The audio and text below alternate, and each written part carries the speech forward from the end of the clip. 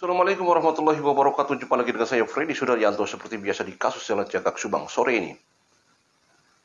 Sekian banyak saksi yang diperiksa di persidangan kasus Subang ini. Semua saksi sudah mengutarakan keterangannya yang jelas bahwa mereka di bawah sumpah. Artinya bahwa mereka akan memberikan keterangan sebenar-benarnya. Ya, keterangan sejujur-jujurnya. Karena resikonya berat, karena kalau misalkan mereka berbohong, walaupun hakim yang mulia akan apapun keterangannya, mau bohong mau tidak, itu jadi penilaian hakim. Tentunya kita akan coba merefresh ke belakang keterangan-keterangan disampaikan oleh para saksi, terutama mengenai masalah keterangan-keterangan disampaikan, baik itu alibi, keterangan, persesuaian, dan lain sebagainya. Keterangan-keterangan yang disampaikan ada pertama masalah melihat Pak Yosep di TKP antara jam 6 sampai jam setengah 7 ya. Baik itu kesaksian Ilham. Juga ada juga kesaksian Anger yang melihat di CCTV sekitar jam 5.30. Nah, kemudian juga ada CCTV jok motor. Kemudian juga ada CCTV di toko ayam jago.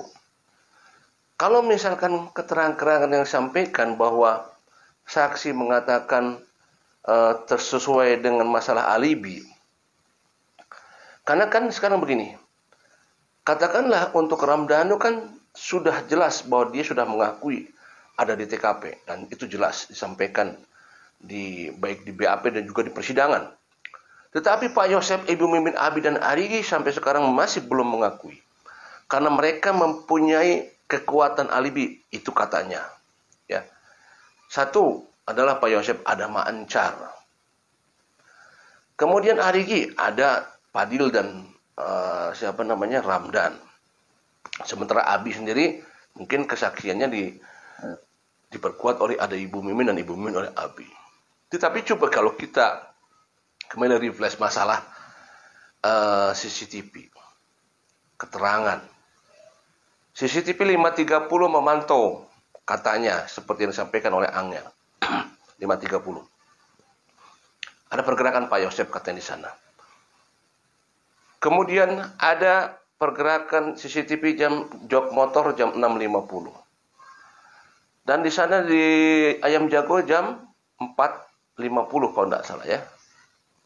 Asalnya 5.10 ya, 4.80 ya. Ya. Kemudian begini, bahwa ada kesaksian di CCTV dengan kesaksian saksi yang mengatakan bahwa ada alibi, termasuk Ramdan, Fadil, juga Ma'encar. Apakah mereka betul kesaksiannya? Ya, mereka sudah di bawah sumpah. Tentunya itulah pengakuan yang sebenar-benarnya, seperti Ma'encar katanya kurang lebih jam 6-an. Kalau misalkan itu benar, ya benar. Kalau misalkan saksi Anger benar, ya bisa saja benar. Walaupun sekali lagi bahwa untuk Anger, karena menunggu lagi CCTV yang sampai sekarang belum ada kejelasan. Tetapi mari kita cocokkan waktunya saja sekarang. Waktunya kita cocokkan. 5.30. Keluar dari parkiran motor. Artinya ada pergerakan. Kita sekarang menghitung waktu dan pergerakan. Andaikan. Sekali lagi ini adalah andaikan. 5.30. Pergerakan. 5.30 bagaimana kalau misalkan 5.30 itu ada pergerakan Pak Yosep menuju ke Cijengkol. 5.30 menuju ke Cijengkol. Misalkan ya seperti itu. Menuju ke Cijengkol, katakan 15 menit 5.45. Jam berapa makan surabi atau membeli surabi? Katakanlah jam 6-an. Artinya kalau misalkan ini dicocok-cocokkan, ya disesuaikan. Sekali lagi, ini hanya kita mereka-reka saja. Bukan hal yang benar ya. Ini bukan di persidangan, tetapi kita mereka-reka saja. 5.30 berangkat ke Cijengkol, 5.45. Jam 6 Pak Yosep sampai di sana ya, kemudian beli surabi. Keterangan dari Mancar. Telepon Kedi 5 jam 5 berapa? 58 ya. Seperti itu ya. 6 kurang lah ya. Mohon maaf, 6 kurang ya. Ya. Kemudian berangkatlah Pak Yosep kembali menuju TKP. Artinya bahwa keterangan Mak Encar ini memang bisa dibenarkan bahwa memang ada Pak Yosep di sana. Tapi bisa juga ya tidak menutup kemungkinan, sekali lagi, tidak menutup kemungkinan keterangan Anger yang 5.30 itu Pak Yosep pulang dulu ke TKP. Bisa saja seperti itu kan. Kita bisa saja seperti itu. Kita ini sekali lagi mereka-reka saja, mereka-reka pulang ke sana. Seperti itu. Walaupun keterangan Pak Yosep katanya ya dari jam 9 sampai jam itu di persidangan ya, sampai jam pagi dijabarkan oleh Pak Yosep semuanya. Nah, tapi sekarang kita hanya coba mereka-reka bahwa jam 5.30 berangkat ke sana, 6 balik lagi sampai jam 7.15 sampai di TKP. Seperti itu. Kemudian bagaimana dengan Fadil, Ramdan? Nah itu, bagaimana ini?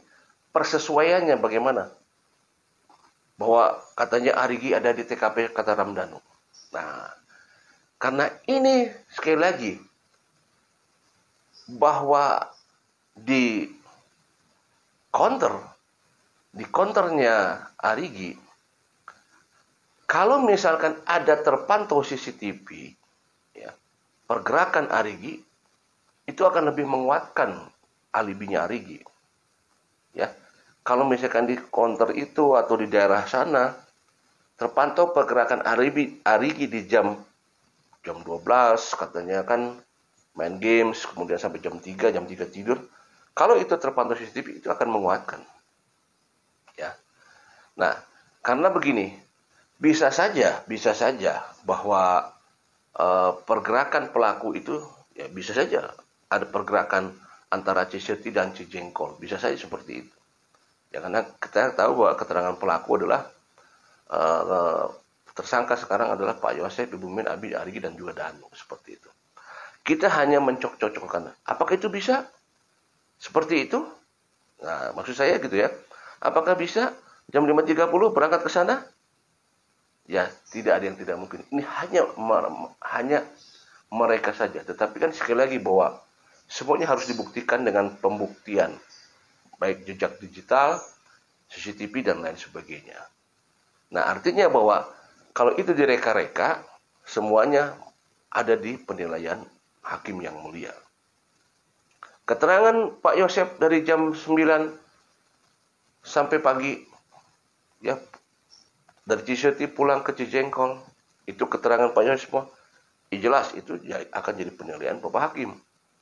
Tetapi keterangan Anger juga pasti tidak akan diabaikan oleh hakim. Walaupun hanya sebuah pengakuan, walaupun CCTV-nya tidak jelas, tidak ada.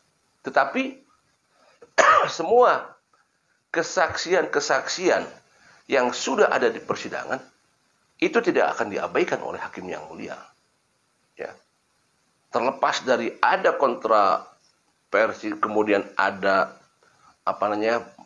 saling beradu ya, saling saling bertolak belakang. Tentu semua kesaksian-kesaksian Pak Yosep, Ibu Mimin, Abi, Arigi, Anger, Ilham, kemudian Wegis, semua itu pasti akan menjadikan penilaian hakim yang mulia, keterangan-keterangan yang disampaikan oleh mereka. Ya, karena apa? Karena di kasus Subang ini tidak ada CCTV yang jelas-jelas ada bentukannya. Itu permasalahannya itu saja. Ayam jago tidak jelas CCTV-nya. Ya. Anger juga tidak jelas CCTV-nya. Seperti itu. Ya kan? Nah, ini sangat disayangkan sebenarnya. Ya. Tetapi sekali lagi bahwa semua kesaksian para saksi akan menjadikan penilaian buat hakim yang mulia di sana. Apakah persesuaian-persesuaian bisa dilakukan? Apakah waktu-waktu CCTV itu bisa disinkronkan seperti itu? Nah, kita tunggu saja semuanya, ya. Karena kita di sini sekarang tidak melihat siapa Ramdhanu, siapa Pak Yosef. Kita satu tujuan adalah agar kasus terbuka sejelas-jelasnya, segamblang-gambalnya, seterbuka-bukanya. Ya. Itu yang kita harapkan. Siapapun, ya. Siapapun nanti yang memang benar-benar dia pelaku, ya kita harus bersyukur bahwa akan terbuka semuanya. Gitu. Demikian sore ini. Assalamualaikum warahmatullahi wabarakatuh.